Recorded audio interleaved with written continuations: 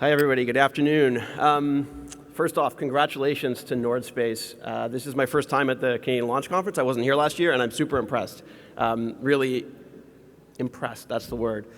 And also, I want to start with congratulations to Canada Rocket Company, Reaction Dynamics, Nord Space again, and Maritime Launch Services. You are all at the forefront of this thrilling new endeavor for Canada. So, way to go. This is a big deal. Yeah.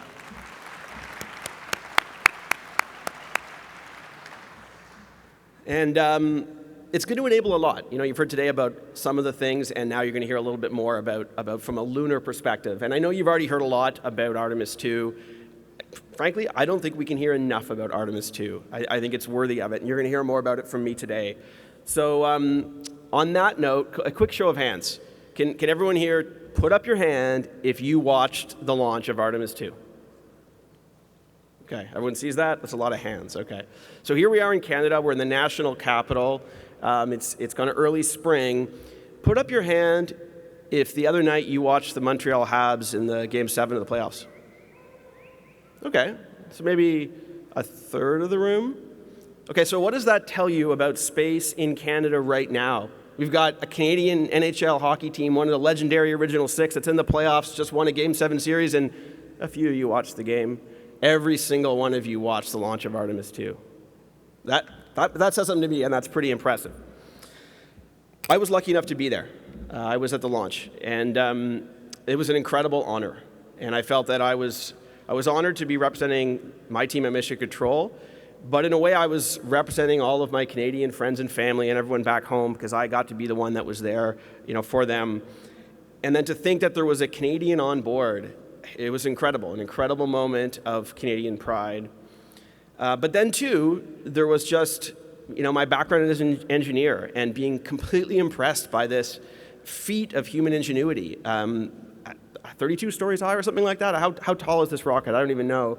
And watching the bright plume of flame underneath as it lifts off so slowly, and then I think almost a minute before the sound got to us at the viewing location, and then you feel it in your chest as if a bomb is going off in your chest.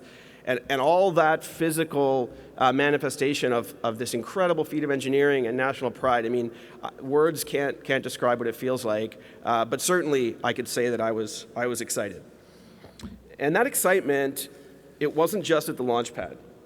It's something that I've seen ever since the mission that's been a palpable excitement across the space community, so everyone here in this room, but I think also across Canada at large. I was down at Colorado Springs for the Space Symposium a few weeks ago, and it really seemed to me like it was noticeable that Canadians were walking around with a kind of swagger, with a kind of confidence, and rightly so. We kind of made it. There was even a certain member of the Canadian Armed Forces, who shall remain nameless, who couldn't help himself but yelling out the word rockets every time launch was mentioned at the Canadian reception. You might have a guess at who that was. Ultimately, I think Artemis II has created a real moment for space in Canada. It's widespread and visible support for more astronaut missions and more ambition. Anyone with kids or grandkids probably saw this. You saw there how their attention and their imagination was sparked and it was grabbed by this mission. And especially here in Canada, knowing that Jeremy and Jenny were a part of it.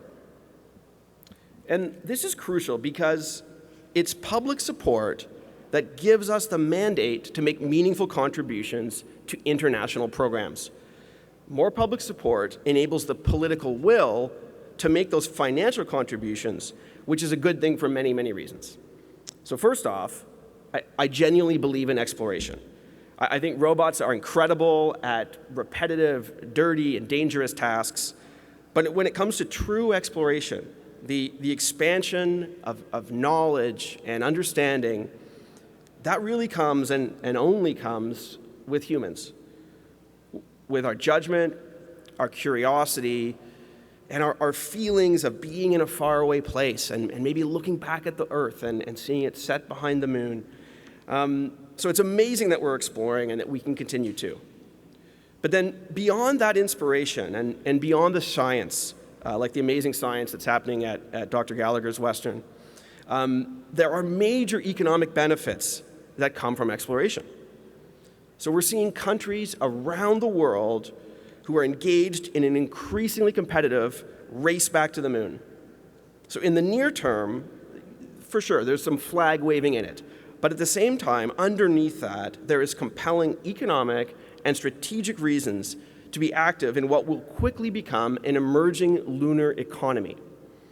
From Luxembourg to China, from the UAE to Japan, forward-looking countries recognize the need to support and to seed their domestic industries so that they are positioned to be part of this economy of the future over the coming decades. So now is the time for any country to act that wants to be relevant in this future. In short, the International Space Stage, particularly around the moon, is getting more competitive. And in Canada, we need to make sure we continue to stay at the forefront of all of this. But luckily for us, Canada is acting.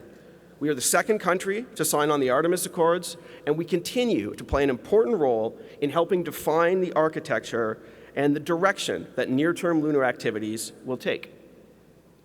And in practical terms, it's these contributions to these international programs, so spending Canadian tax dollars on part of the overall cost of a mission, that's what earns us the right to fly Canadian astronauts and let those astronauts be a part of those missions. So with what's being planned right now, here and across Canada, I hope that one day, Jenny Gibbons, who's already a Canadian hero, and frankly an under-discussed Canadian hero, should maybe get a chance to walk on the moon. Yeah, for sure. So I think we've all felt it. We felt the energy in the public sphere from Artemis 2, right? People outside of the space community, they're coming up to us and they're talking about how they were glued to their live streams for the splashdown and for the hugging scenes and the Earth set and Earth ride, all the moments, right? Well, now imagine that next thing. Imagine a Canadian on the lunar surface working alongside other Artemis astronauts and alongside surface robotics built here in Canada. It's hard to imagine what that would do to our national psyche.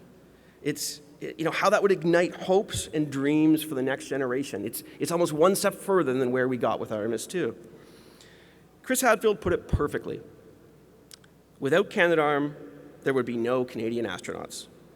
Canadian spaceflight was launched by Canadian robotics. And in the same spirit, without the Lunar Utility Vehicle, or Lunar Utility Rover, I think the CSA is kind of out on what we're going to call it, there will be no astronauts on the lunar surface. So this is a massive opportunity for Canada to make a mission-critical contribution to Artemis. And for those who aren't familiar, this Lunar Utility Vehicle, or rover, it's envisioned as a multi-purpose mobility and logistics platform at the moon base. It will help move cargo, support crew activities, and enable operations before, during, and after crewed missions. Put another way, when SpaceX and Blue Origin succeed and are ready to land hundreds of tons of payload to the lunar surface, someone needs to move that around and put it together and construct that moon base. And that's where decades of Canadian experience constructing and assembling the International Space Station will come in. So this opportunity is here. But the speed of lunar activity is accelerating. Anyone who watched the recent ignition announcement at NASA headquarters saw the clear signal that they have made to build this moon base as fast as possible.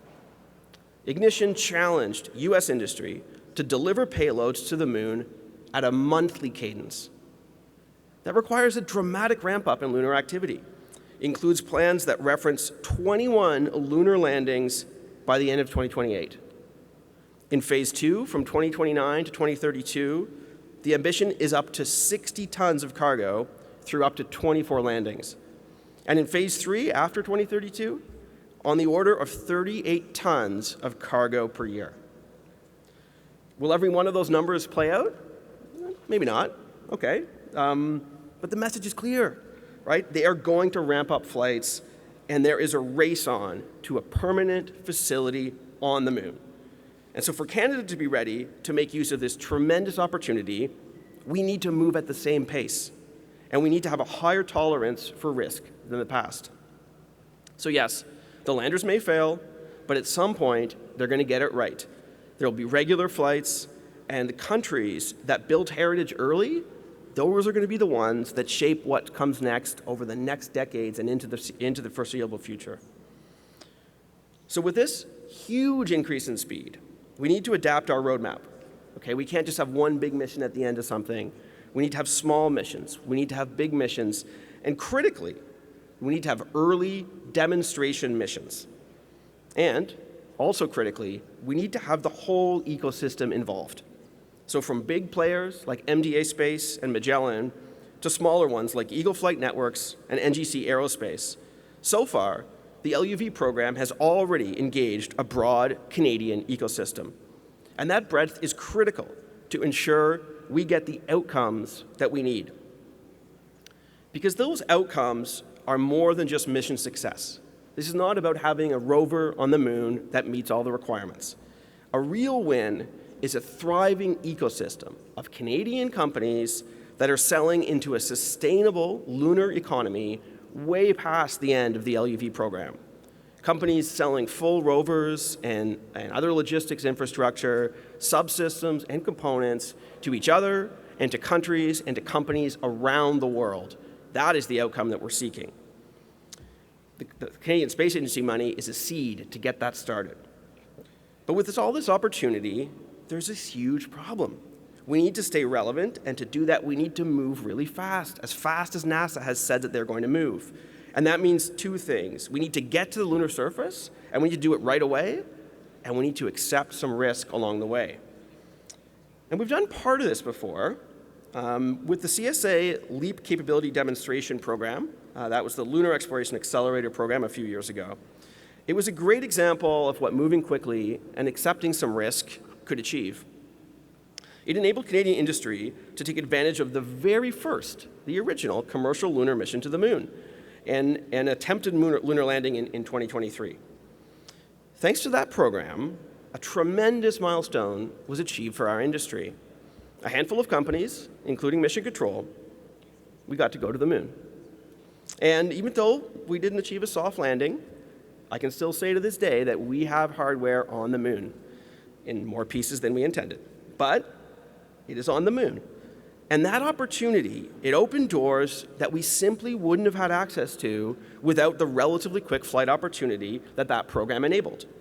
So since that mission, that some people would say was a failure because the lander didn't land, I would say is an enormous success. Since that mission, we already have contributed to one additional lunar rover mission, and we have 2 more lunar rover missions in the books slated to launch later this year.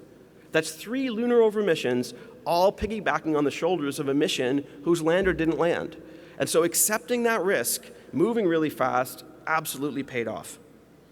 And so we've proven that the government and industry can work together and to move fast and to take risk, and ultimately send things to the moon.